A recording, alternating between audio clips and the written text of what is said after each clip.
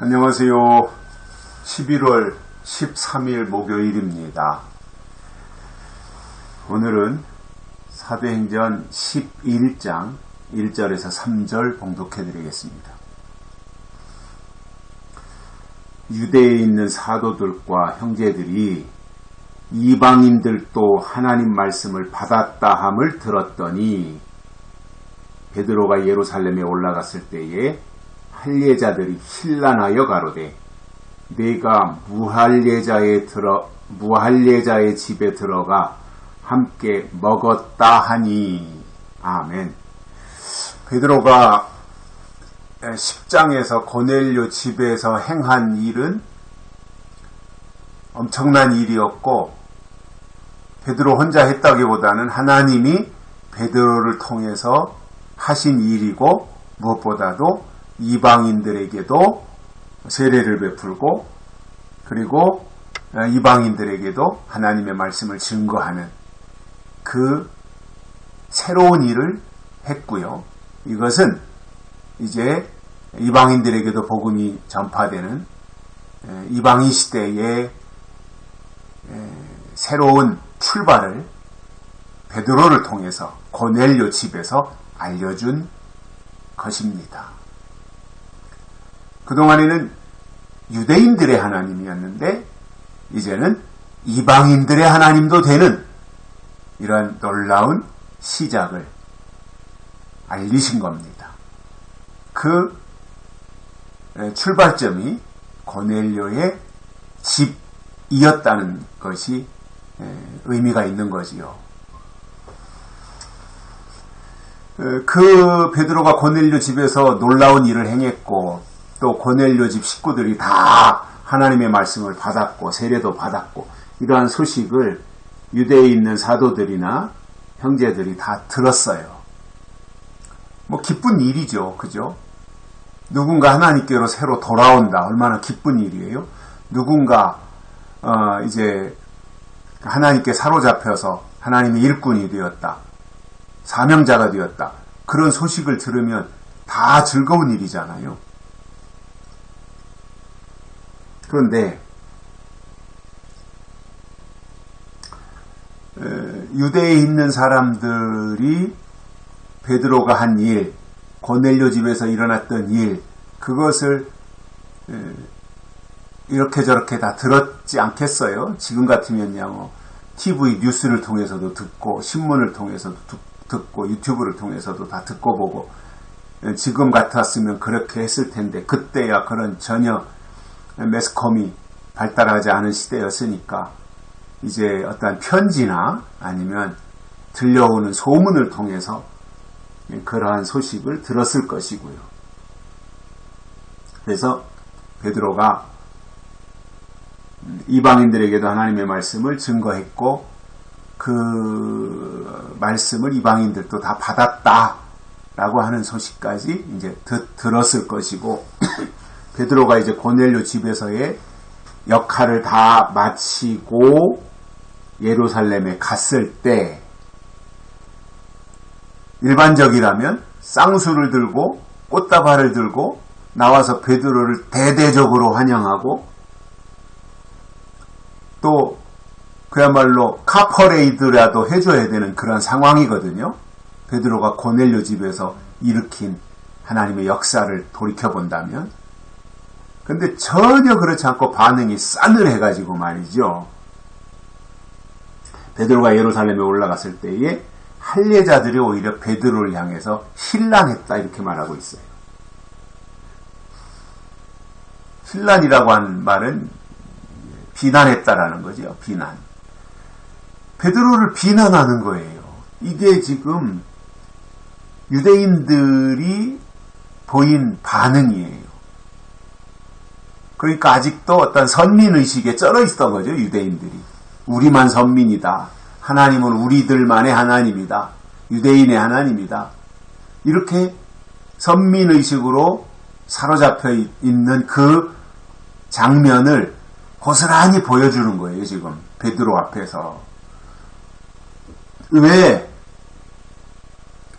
고넬료 집에 갔냐 이거예요. 왜 이방인 집에 갔냐 이거예요. 왜 무할례자의 집에 들어갔냐 이거예요. 그리고 왜 그들과 함께 먹었냐 이거예요. 말 같은 소리를 해야죠. 그죠? 복음이라고 하는 것은 제한이 없는 거잖아요. 오히려 복음이라고 하는 것이 유대인들 안에만 머물러 있을 것이 아니라 이방인들에게 퍼져나가서 땅끝까지 증거가 돼야 되는 것이 복음이잖아요.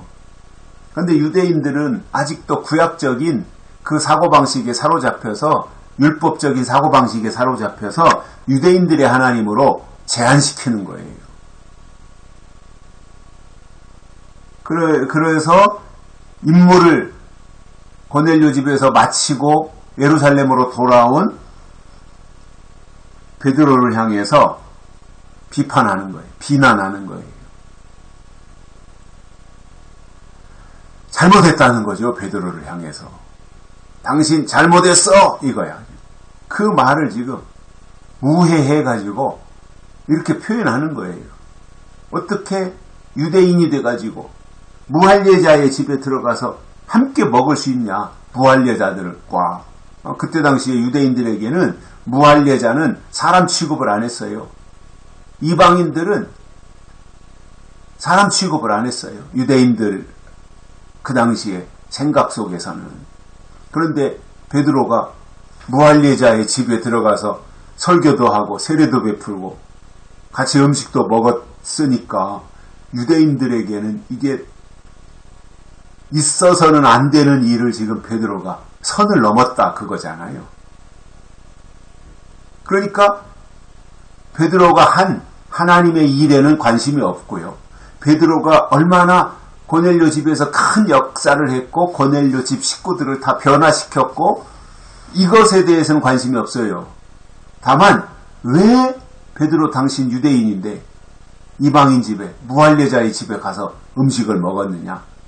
이것을 가지고 지금 따지고 있는 거잖아요. 베드로 당신 잘못했다 이겁니다. 어떻게 그럴 수가 있냐. 이건 말이 안 된다. 이건 유대인들의 생각인 거죠. 그거는 하나님의 뜻은 바뀌었잖아요. 유대인들의 하나님에서 이방인들의 하나님으로 지금 넘어가는 변경되는 이 시점이 고넬료의 집에서 지금 출발했는데 그것도 모르고 베드로를 잘못했다고 지금 손가락질하고 지적하는 거잖아요. 이게 유대인들입니다. 하나님의 뜻이 없어요. 유대인들 속에는. 그러니까 베드로를 향해서 이러지요. 하나님의 뜻이 있었다면 베드로에게 감히 이렇게 할 수 있습니까? 어떻게 이럴 수가 있어요. 베드로가 지금 얼마나 엄청난 일을 하고 돌아왔는데. 그러니까 이 정통 유대인들 속에는 하나님의 뜻이 없어요. 그냥 그동안 지켜온 율법, 그동안 지켜온 교리, 이게 중요한 거지. 하나님의 뜻이 확장되고 전파되고 거기에는 별로 관심이 없었던 것이 이 유대인들의 모습이었고요. 그러다 보니 애쓰고 수고하고 온 베드로에게 고생하셨습니다. 애쓰셨습니다. 수고하셨습니다. 큰일 하셨습니다. 이 얘기 한마디 못하는 거예요. 얼마나 답답한 사람들입니까? 아니 수고했다고 하면 어디 덧나요? 큰일을 하셨습니다. 이제부터 하나님의 역사가 새롭게 전개되게 되는 그 일을 하고 오셨으니 환영합니다. 축하합니다. 이렇게 말해주면 얼마나 좋아요. 이게 저는 유대인들의 한계였다. 이렇게 생각을 하고요. 이것이 참 깨지지가 않는 참 힘든 일이 되는데 그럼에도 베드로를 통해서 하나님은 일하신다고 하는 것을 오늘 우리가 말씀을 통해서도 보게 됩니다. 유대인들의 현 상황도 보여준 것입니다. 여기까지 하겠습니다. 고맙습니다.